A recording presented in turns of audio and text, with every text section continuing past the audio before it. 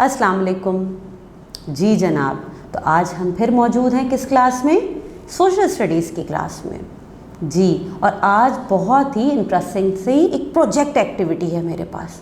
मज़ा आएगा इस काम को करने में, हमें सोचने का भी मौका मिलेगा, ख़ुद से अपने दिमाग को इस्तेमाल करना पड़ेगा आज हमें।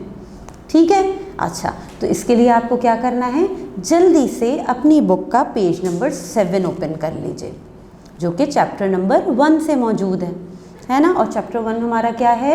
I am. भूलिएगा नहीं कि हम अभी चैप्टर नंबर 1 पे वर्किंग कर रहे हैं, ठीक। और आज हम इस चैप्टर नंबर 1 की प्रोजेक्ट की एक्टिविटी पे काम करेंगे। अच्छा जी, प्रोजेक्ट की इस एक्टिविटी में आपने देखा होगा पेज नंबर 7 पे हमसे क्या पूछा जा रहा है, क्या मौजूद है यहाँ पे। देखें, पढ़ के देखें इसे कि क्या लिखा है। चलें हम पढ़ते हैं।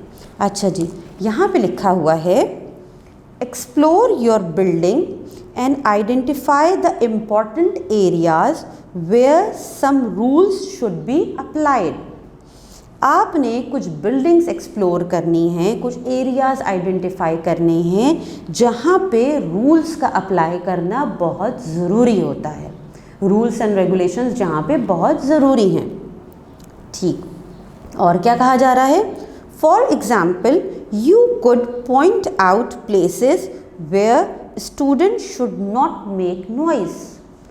For example, हमसे कहा गया है कि आप ऐसे एरियाज़ को पॉइंट आउट कर सकते हैं जहाँ पे स्टूडेंट्स को शोर नहीं करना चाहिए, should not make noise। फिर और क्या कहा जा रहा है इस प्रोजेक्ट एक्टिविटी में हमसे? Make a sign for the rule। For example, please keep quiet, don't waste water, throw garbage in the dustbin। तो भाई ये तो एक बहुत ही इंटरेस्टिंग सी एक्टिविटी है, इसमें हमें कितने सारे काम करने हैं। तो चलिए सबसे पहले हम बात करते हैं इम्पॉर्टेंट प्लेसेस की, कि हम आइडेंटिफाई करते हैं, कुछ एरियाज़ निकालते हैं जहाँ पे रूल्स एंड रेगुलेशंस का होना बहुत ज़रूरी है और उसकी एक लिस्ट बना लेते हैं, ठीक है। सबसे पहले तो ये काम करते हैं। तो चलिए जल्दी से मेरे साथ सोचिए, बताइए कि कौन से ऐसे एरियाज़ हैं जहाँ पे हमें रूल्स एंड रेगुलेशंस का होना भी ज़रूरी है और उनका फॉलो करना भी ज़रूरी है। तो चलिए लिस्ट बनाएं। आप भी अपने साथ, मेरे साथ साथ अपनी कॉपी में लिस्ट बनाना शुरू कर दीजिए। चलें आप भी सोचिए, मैं भी सोचती हूँ कौन से ऐसे एरियाज़ हैं। बिल्कुल ठीक। चलिए बहुत आसान एग्जाम्पल है, अपने स्कूल को ध्यान में रखिए, अपने स्कूल को जहन में रखिए कि स्कूल के बिल्डिंग में आप एंटर हुए। अब स्कूल में कौन कौन से एरियाज़ ऐसे हैं जहाँ पे रूल्स एंड रेगुलेशंस का होना बहुत ज़रूरी है? बिल्कुल, क्या आया आपके जहन में? Very good, playground. बिल्कुल ठीक, प्लेग्राउंड है। एक लिस्ट बना लीजिए, नंबर 1 पे प्लेग्राउंड लिख लीजिए जल्दी से, कि प्लेग्राउंड में रूल्स का होना भी और उन्हें फॉलो करना भी ज़रूरी है। गुड, अच्छा, और फिर 1 हो गया हमारा प्लेग्राउंड। अब फिर हम और लिस्ट बनाते हैं, तो नंबर 2 पे लाइब्रेरी। वेरी गुड, लाइब्रेरी में भी रूल्स एंड रेगुलेशंस का होना बहुत ज़रूरी है। नंबर 3 पे कैंटीन।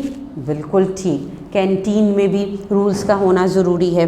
अच्छा, और कौन से ऐसे इंपॉर्टेंट प्लेसेस हैं आपके स्कूल में? हम देखें, बाथरूम्स। बिल्कुल ठीक, कॉरिडोर्स। बिल्कुल ठीक, गार्डन। बिल्कुल ठीक, स्टेयर्स। बिल्कुल ठीक। यानी इन तमाम जगहों पे जितनी हमने लिस्ट बनाई है, ये सारे हमारे इम्पॉर्टेंट एरियाज़ हैं स्कूल के, और ये वो एरियाज़ हैं जहाँ पे रूल्स का होना बहुत ज़रूरी है।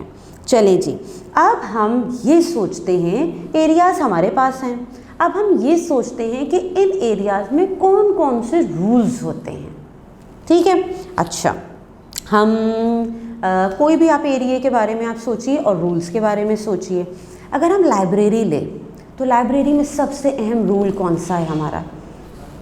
कीप क्वाइट, ठीक है ना, कि हम सब ने खामोश रहना होता है, ठीक है। साइलेंस का बोर्ड लगा हुआ होता है लाइब्रेरी में। डोंट मेक नॉइस का बोर्ड लगा हुआ होता है लाइब्रेरी में, ठीक है। ये सारे वो रूल्स हैं जो हम लाइब्रेरी में फॉलो करते हैं। अगर हम स्टेयर्स की बात करें, तो स्टेयर पे कौन सा हमारा रूल होना चाहिए? जल्दी से सोचिए। वेरी गुड, स्टेयर पे हमारे पास हो सकता है don't run on the stairs. Very good. अच्छा, और सोचते हैं कॉरिडोर में, जब हम स्कूल के कॉरिडोर में वॉक करते हैं, लाइन बना के जा रहे होते हैं, तो वहाँ पे कौन से रूल का होना ज़रूरी है? Don't make noise in the corridor. Yes, ये रूल बहुत ज़रूरी है कॉरिडोर के लिए। अच्छा, इसी तरह से हमारे पास हम गार्डन्स में हम एक रूल अपना और देखते हैं। हमारे पास डस्टबिन रखे होते हैं, वहाँ पे हमारे पास एक रूल मौजूद होता है कि throw garbage in the dustbin. ठीक हो गया। अच्छा, और हम सोचें, हम बाथरूम जाते हैं, बाथरूम के पास हमारे पास कौन सा रूल ज़रूरी है वहाँ के लिए? डोंट वेस्ट वाटर, कि हमें वाटर वेस्ट नहीं करना, ये रूल वहाँ के लिए ज़रूरी है। ठीक है। अच्छा, और हम देखें तो हम जब गार्डन में, आप प्लेग्राउंड में जाते हैं, वहाँ पे आपका गार्डन एरिया है, प्लांट्स मौजूद हैं, तो वहाँ के लिए आपके पास कौन सा रूल ज़रूरी है? वहाँ के लिए ज़रूरी है कि डोंट स्पॉइल द प्लांट्स, आपने स्पॉइल नहीं करना प्लांट्स को। या हम ये भी कह सकते हैं, वहाँ पे हम एक रूल ये भी बना के लगा सकते हैं कि love plant, make your school garden green and clean, है ना। यानी इस तरह से हमारे पास बहुत सारे रूल्स आ जाते हैं इन एरियाज़ के लिए मौजूद हैं, और इन रूल्स को हमें लिख के, इनके बैनर बना के, इनके पोस्टर्स बना के, इन्हें ड्रॉ करके, इन्हें लगाना क्यों ज़रूरी है? क्यों ज़रूरी होता है भाई? बिल्कुल, आप देखते होंगे ना, आप जब स्कूल में बाहर निकलते हैं, आपको ऐसे रूल्स नज़र आते हैं, तो अगर आप भूल भी जाते हैं तो आप फ़ौरन, जैसे ही आपकी नज़र इन रूल्स पे पड़ती है, लिखा हुआ लगा हुआ हो, इनकी ड्राइंग्स लगी हुई हो, तो फौरी तौर पे आपके जहन में ये रूल आ जाता है और आप फिर इसको फॉलो करने के पाबंद हो जाते हैं। है ना इंटरेस्टिंग एक्टिविटी। आपने क्या करना है?